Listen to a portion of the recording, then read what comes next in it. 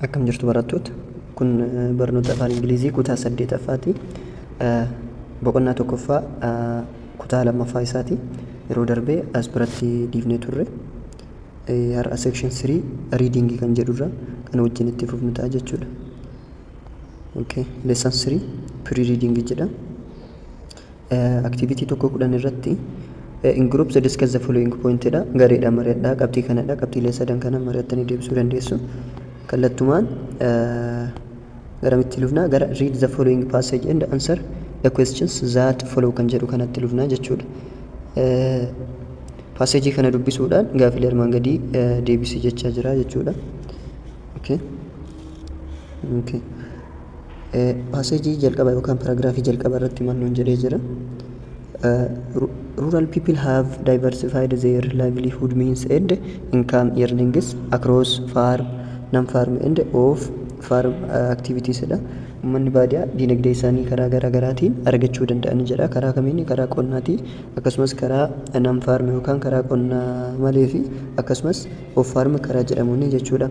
Thus, non-farm income generating activities have become an essential component of livelihood strategies among the rural households dha.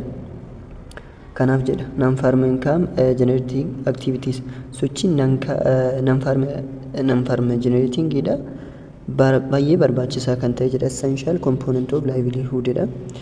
Eessatti? Among rural households naannoo baadiyyaa keessatti jechuudha. Okay. Farms, particularly the rural farm families, usually engage in different non-farm income generating activities apparently by balance dha. Amma paragraafii kana tokko tokko isaatiin dubbisnee waliin gahuudhaaf nu tursiisuu danda'a waan ta'eef paragraaficha isaa dubbisaatiin gilgaala isaa gara gadiitiin jiru kan wajjin hojjennu ta'a jechuudha. Okay. Akkuma ammaa sitti ilaalle while reading activity tokko tuqaa tokko irra maal jedha? Match the main ideas of each paragraph in column A with the paragraph number in column B jedha. Paragraafii armaan olii kanarratti hundaa'uudhaan gaafilee firoomsii kana paragraafii kam keessatti akka argamu walitti firoomsi jedha. Okay. Tokkoffaan rural non-farm sources of income have been becoming more important than ever kan jedhu. Rural non-farm source of income eessatti paragraafii kam keessatti akkana jedha jechuudha. Ibsi kun ol deebinee paragraafii ilaaluudhaan paragraafii kam keessatti akka ta'e kan waliin ilaallu ta'a jechuudha. Okay. Akkuma asitti argaa jirru paragraafii sadaffaa irratti maal jedha? Rural non-farm income generating activities are considered an essential component of livelihood strategies among rural households. The reason for the diversification to non-farm activities include declining farm incomes and the desire to ensure against agricultural production risk jedha. Kanaafuu isa kana ta'a jechuudha. Okay. Maal jedhamas? Households are pulled into rural non-farm activities where returns from non-farm activities are higher and less risky than in agriculture jedha. Kanaafuu gaafiin jalqaba maal ta'a? Deebiin isaa caa ta'a jechuudha. Isa caa irra jiru ta'a jechuudha. Okay. Lammaffaa irratti gaafiin lammaffaadha. It describes types of non-farm sources of income generating activities dha. Inni kun paragraafii kam keessatti akka argamu ol deebi'uudhaan kan wajjin ilaallu ta'a jechuudha. Okay. Okay. Okay. Paragraafii lammaffaa yoo kan ilaallu ta'e non-farm income generating activities include all economic activities in rural areas except agricultural, livestock, fishing and hunting. It includes all of farming activities, processing, marketing, manufacturing, wage and casual local employment in rural villages. It encompasses all economic activities except conventional crop production, livestock rearing jedha. Kanaafuu kan isatti dhiyaatu fi kana caalatti dhiyaatu hin jiru gaafilee kaawwan paragraafota kaawwan keessaa. Kanaafuu lammaffaan keenya maal ta'a? Baa ta'a jechuudha. Baarran maal jedha? It describes types of non-farm sources. Non-farm farmii kan hin taane jechuudha. Sources of income generating kan jedhu paragraafii lammaffaa irra jira jechuudha. Paragraafii okay. Sadaffaan maal jedha? Rural people have been increasing their livelihood income earnings jedha. Isa kana immoo eessarratti argattu seetanii paragraafii tokkoffaa irratti rural people have been increasing their livelihood income earnings jedha. Okay, paragraphii tokkoffaadha. Rural people have diversified their livelihood means and income earnings across farm. Gahaadhaan hanga bakka kanaatti ibsa isaa jalqaba irratti nuuf kennee jira jechuudha. Kanaafuu sadaffaan maal ta'a yookaan A ta'a jechuudha. Afuraffaan it talks about classification of non-farm activities income generating activities jedha. Kan hafe kami paragraafii meeqaffaa ta'a? Afuraffaan maal ta'a?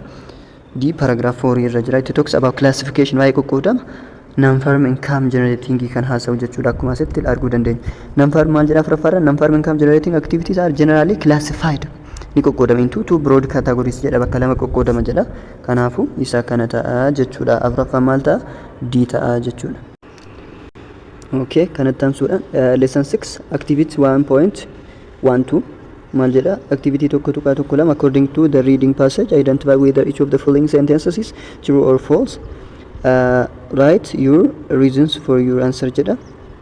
Okay, yaaf turuu kamtu turuudha akka paaragraafiititti paaragraafii irratti hundoofneeti jechuudha. Ammas kamtu turuu fi kamtu false akka ta'e. Okay, maal jedha gaafiin tokkoffaa rural people are increasing their income jedha. Kun maalidha? Tiruudha jechuudha.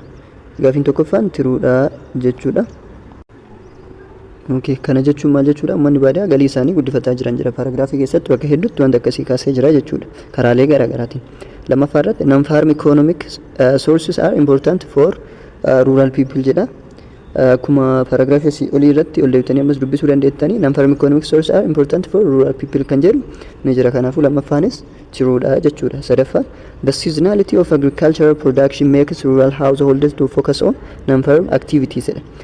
Kana jechuun maal jechuudha? Fakkeenyaaf the seasonality of agricultural production jechuun waqtii irratti hundaa'ee oomisha garaagaraa the seasonality of agricultural production makes rural householders to focus on non-farm jedha. Waqtii irratti hundaa'ee fakkeenyaaf yeroo waqtii roobni hin jirre uummanni oomisha isaan non-farm yookaan karaa qonna dhiisee wanta biraa akka hojjetu isaan taasisee jiradha. Kanaaf kunis tiruudha jechuudha. Paragraafii lammaffaa irratti waa'ee isaa kaasee jira. Deebitanii ilaaluu dandeessu jechuudha. Afuraffaan agriculture, livestock, fishing and hunting are examples of non-farm economic activities jedha. Kun kan akkas jedhu hin jiru jechuudha. Kanaafuu foolsiidha jechuudha afuraffaan. Okay, kan itti aanu maal jedha shanaffaan non-farm activities generate high income jedha. Non-farm activitiin maal galii guddaa galchedha. Tiruudha. Kun maybe akkaataa paragraafiitti ta'uu danda'a. Maybe akkaataa haala uumamaa yookaan haala naannoo keenya wal fakkaatu yoo ilaallu tiruus ta'uu dhabuu danda'a jechuudha. Garuu akkaataa yeroo kan nu deebisuu qabnu akkaataa paragraafii irratti gaafatamneeni jechuudha yeroo kamuu. Kanaaf akkasumas qormaata naannoo kan keessan irrattis wanta hin hafne waan ta'eef akkaataa paragraafii dubbifameetti deebisuu dagachuun qabdanii jechuudha.